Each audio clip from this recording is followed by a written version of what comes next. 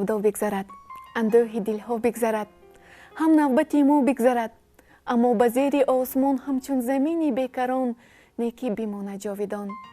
Чандин макон дигар шавад, чандин замон дигар шавад, чандин ҷаҳон дигар шавад, аммо ба ёди одамон чун қуллаи боми ҷаҳон некӣ бимонад ҷовидон. ассалому алайкум ҳаводорони барномаи офтобборон, дӯстдорони каломи баде, шоми дилангези даймоҳро ба ҳар яки шумо муборакбод мекунем. итминон дорам ки дар ин фасли дай бо маъниҳои гарму ҷолиб меҳмони хонаи шумо гардида дилҳои шумо гармӣ хоҳем бахшид. дар меҳмонии барномаи имрӯзаи мо доктори илмҳои филологӣ профессор устоди азизамон Замира Улмасова ҳузур дорам. устоди муҳтарам, хушомадед мегӯем ба барномаи мо.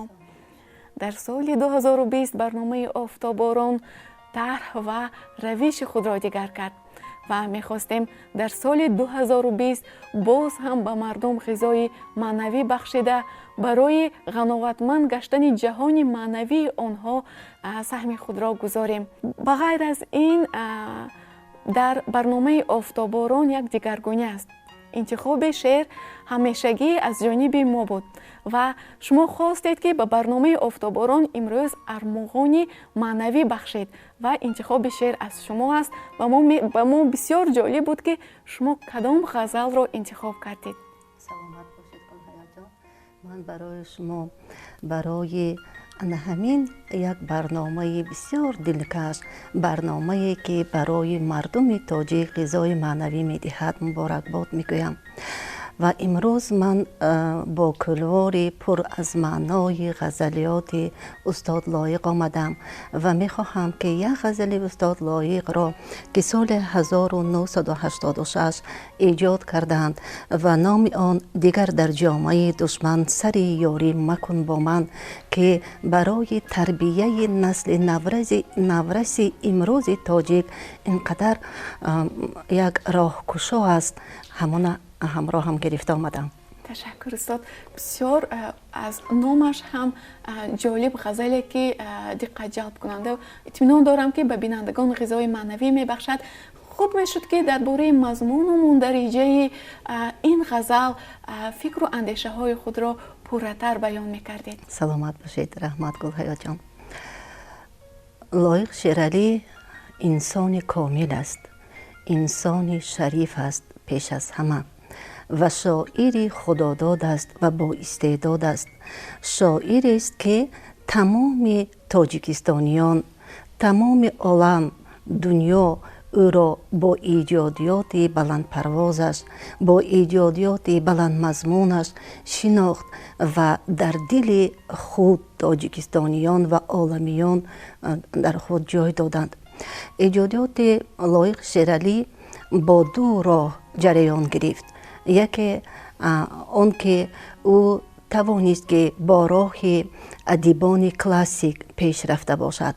дигар ин ки дар самти ҷараёни мероси адабии Лоиқ Шералӣ тасвиркорӣ хеле ва хеле зиёд ба назар мерасад, ки устод Лоиқ тавонист ки ҷанбаҳои муҳими иҷтимоиёт, ҳаёти мардуми тоҷикро дар ғазалҳояш инъикос карда тавонад ва хислат, характер, хӯй ва он мардумеро ки дар зиндагии ӯ бо ӯ пешорӯ шуданд, бо ӯ ҳамсуҳбат шуданд, бо ӯ ҳамнишаст шуданд ва ҳамаи онро бо дарки маънӣ, бо таҳлили фалсафонаи худ онҳоро дар ғазалҳояш инъикос кард, ки ман имрӯз мехоҳам онро барои шумо муаррифӣ карда бошам. дигар дар ҷомаи душман сари ёрӣ макун бо ман, ҷигардорӣ намедонӣ, ҷигархорӣ макун бо ман. ва нигоҳ кунед ки дигар дар ҷомаи душман сари ёрӣ макун бо ман, ҷигардорӣ намедонӣ, ҷигархорӣ макун бо ман. вақте ки кас ба ҳамин мисраъҳои ғазал назар меафканад, یک حالتی پر احساس لایق شیرالی را پیش نظر آوردن ممکن است که قهرمان مرکزی او گویا که در اصل گویا که دوست اوست، ولیکن در جامعه دشمنی یک کارهای را می کند که لایق از آن نارضا است و به همین گونه افراد، به همین گونه نفرانی که در جامعه امروز ما آنها وجود دارند، آنها را با همین مصرع‌ها تربیت کردنی است. ما گفته بودیم که لایق به ادبیات کلاسیکی فارس و تاجیک اینقدر توجه زیاد خود را داشت و بی سبب نیست که از ایجادیات صایب، از ایجادیات فردوسی، از ایجادیات هلالی، از ایجادیات همه آن نفرانی که در ادبیات کلاسیکی فارس و تاجیک یک زمینه اساسی را برای پیشرفت ادبیات معاصر تاجیک گذاشتند، آنها را خیر و مقدم گفت و با آنها به ادبیات معاصر تاجیک گام زد. همین مصرع‌ها در غزلیات صایب نیز دیده می شود که صایب در مصرع‌هایش می گوید: گر می پرسی مرا بهر قریب دیگران، در لباس دوستداری کار دشمن می کنی. مس به همین غزل صایب سیدا نیز مخمس بسته است. مخمس شما می دانید که از 5 مصرع عبارت است و مصرع‌های یکم و دوم و سوم اگر از خود شاعر باشد، یعنی از سیدا باشد، 2 مصرع دیگر از صایب است که میگوید: می شماری خویش را ای گل حبیب دیگران، کرده بزم وصال خود نصیب دیگران، بر سرم می آیی و هستی طبیب دیگران، گر می پرسی مرا بهر قریب دیگران، در لباس دوستداری کار دشمن میکنی. نگاه کنید که مخمس سیدا هم به همین معنی، به همین فرد انسانهای بخشیده شده است و لایق نیز از آنها بهره برداشته است و در همین غزلش نیز اون نفرانی که در لباس دوستداری کار دشمن میکنند آنها را تربیت کردنی است. منم آن شیشه که سنگ را دود از دیمار آرد، دل افسرده داری دل آزاری مکن با من. همین غزلی که من انتخاب کردم از سر تا به پا، یعنی از اول تا اختتام آن، این پر از تضاد و مقابله است. یعنی صنعت تضاد و مقابله را خیلی خوب کاربست کرده است و میگوید که منم آن شیشه که سنگ را دود از دیمار آرد. یعنی خود تصور کنید گلهیا جان که آن شیشه که از مایه بسیار نفیس پیدا می شود، آن را گویا که با همان لایق می تواند که آن سنگ را که سخت‌تر است آن را، یعنی سنگ را بشکند. در اینجا یک غزل لایق مصرع‌هایش هم آوردن ممکن است که شیشه ما سنگ خارا بشکند، خام ما پخته ها را بشکند. اکنون نگاه کنید که چقدر پیوستگی بین این شعرها دیده می شود. یعنی پیروی به اشعار کلاسیکون در این غزل بسیارتر مشاهده می شود و حس کرده می توانید که لایق آن نفر بود که غزلیات ادیبان کلاسیک را در گویم غزلیات خود دید و لایق پول بود که بین ادبیات کلاسیکی و ادبیات معاصر تاجیک و لایق آن نفری است که غزل را، کتیبه را، دوبیتی را، رباعی را از نو احیا کرد با موضوع و محتوای نو، یعنی با موضوع و محتوای معاصر امروز تاجیک و محبوبیت لایق نیز در نزد مردم همین است، در همین است. من آن کاهم که کوه را ز بیخ و بون براندازد، نی چون هم ترازویم سبکساری مکن با من. من آن کاهم که کوه را ز بیخ بون براندازد. گلهیا جان خود میدانید که کاه اینقدر سبک است، کاه اینقدر سبک است و لایق میگوید که من میتوانم با سخن خودم با کاه، یعنی گویم سبکی هست، من میتوانم که آن کوه را که بزرگ است و سنگ خارای زیاد دارد آنها را میگوید من به زمین یکسان کرده میتوانم. نه چون هم ترازویم سبکساری مکن با من. گرچنده که میگوید در ترازو شما خود میدانید که وقتی که به دو پل ترازو میمانند، یکی وزنین و یکی سبک است و لایق میگوید که در زندگی مقام من گرچنده که بلندتر باشد هم میگوید یعنی در ترازوی من تو یگانه نیستی میگوید و بنابر همین هم میگوید سبکساری نکن. یعنی سبکساری به آن معنی که از آن فکر و عقیده هایی که بر زیان مردم آوردنی هستی از آن دور باش میگوید. چی سود از آن سخن بافی که بدتر از کفن بافی است؟ نشین در گوشه دکان و سالاری مکن با من. چی سود میگوید از آن سخن بافی؟ و سخن بافی وقتی که به فرهنگ نظر میکنید اون به معنای لاف و گزاف نآمده است، ولیکن در این غزل لایق میگوید که یعنی سخن بافی اون زیاد سخن گفتن ها و اون سخن هایی که بیهودگویی است و بر نفع مردم نیست، اینقدر میگوید سخن بافی زیاد نکن میگوید که اونها میگوید بدتر از کفن بافی است.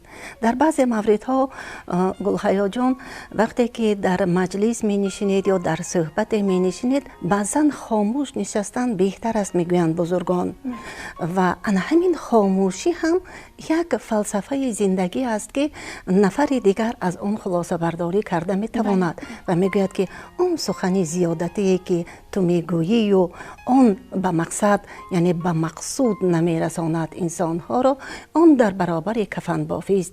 کفن را شما میدانید که در کجا اون استفاده میبرند و وقتی که شخص به دنیای دیگر می رود، به دنیای فانی می رود، آن به کفن پیچانده می شود. یعنی دنیای خاموشان است. اکنون نگاه کنید که تضاد این مصرع ها در چی است. زجوی کنده من آب خوردی سالهای سال، اگر بیزار خود گردیدی بیزاری مکن با من. اکنون جوهر اساسی غزل در همین است که میگوید زجوی کنده من آب خوردی سالهای سال، یعنی آن نفری که خود را دوست نشان داده است، آن نفری که خود را هم دیل و هم نشین نشان داده است و از جوی یعنی از دسترخوان پرناز و نعمت یک نفر که از تعامل می کند و باید فکر بکند که وقتی که من درباره آن نفر دیگر یک فکر بد را میگویم یا سخن بد را ابراز عقیده می کنم، پیش از آن باید تعامل آن دسترخوانی که او از خاندان آن شخص کرده بود باید فکر کرده باشد.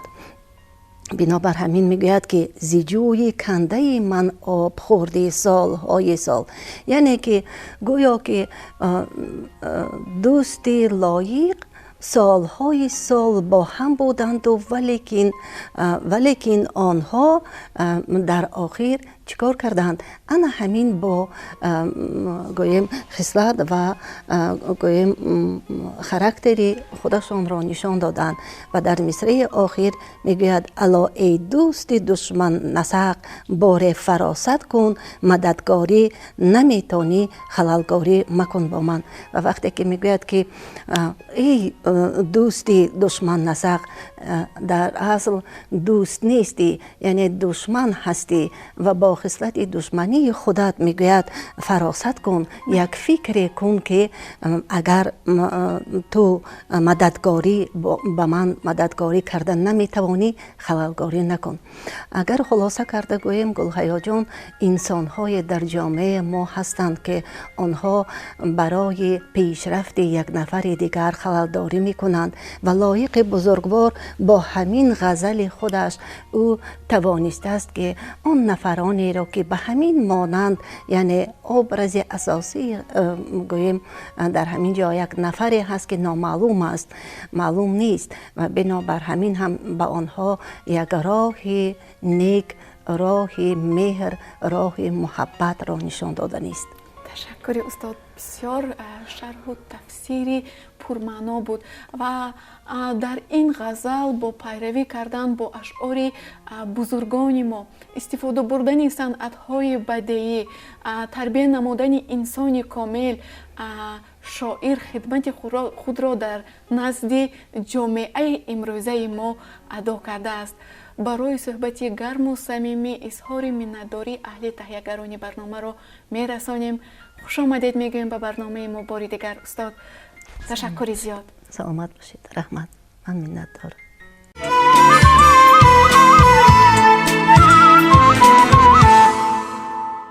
اشعار استاد لایق با سبک خراسانی رودکی افشا گردیده در دل و دیده هر نفر جای گرفته است. سادگی بیان محبوبیت شعر شاعر را دوچند می سازد.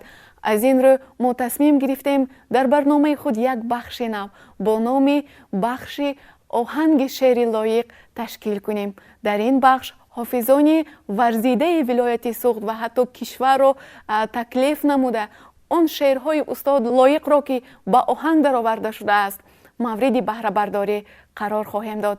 در برنامه امروزه ما یکی از حافظان شناخته کشور، یکی از حافظان ورزیده ولایت سوخت، علاچی فرهنگ، ناصر جان استاد رحیموف قرار دارند. استاد عزیز خوش آمدید میگویم به برنامه ما.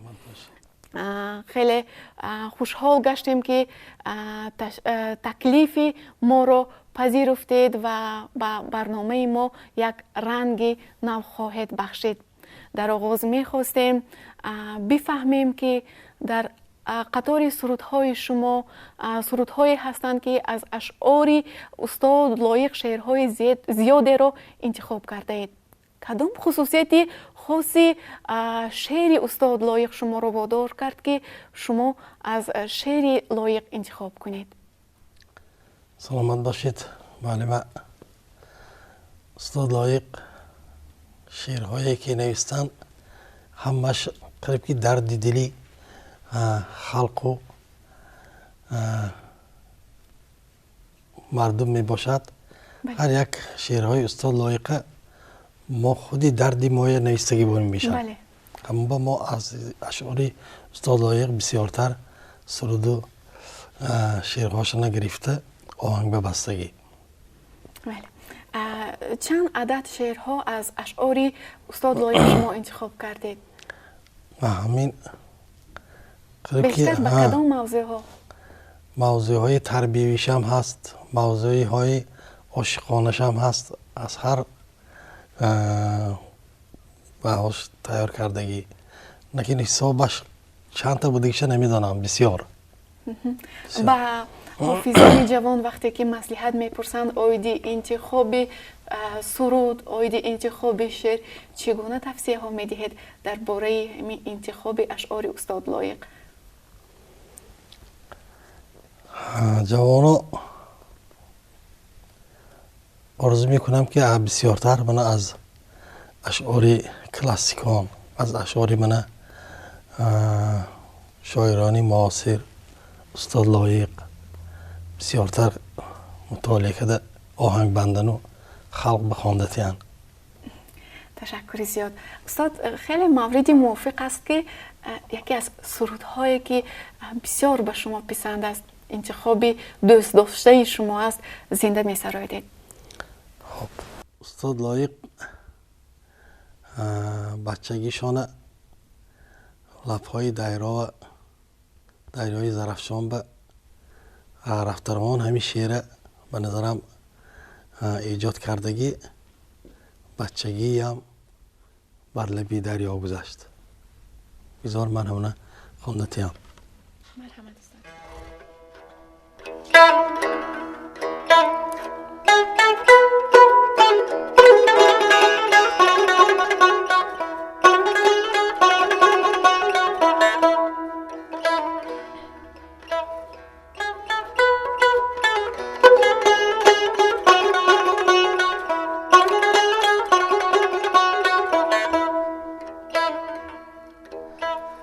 بچگیم بی کس و تنها گذشت،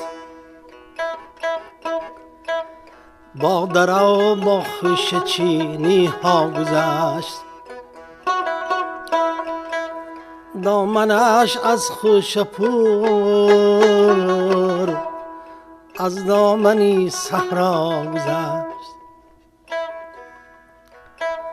بر سری سنگ همه روز انتظار می شمردم ترنه ها را هر بهار. بچگیم با قطاری ترنه ها یک جا گذشت. بچگیم با قطاری ترنه ها یک جا گذشت.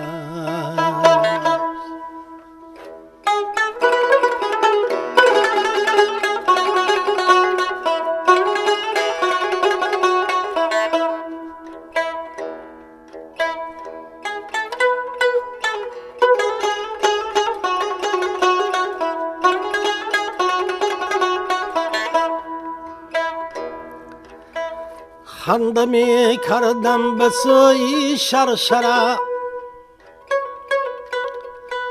خنده می آمد زی هر سنگی دره. بچگیم خنده بر لب لبی دریا گذشت. بچگیم خنده بر لب لبی دریا گذشت.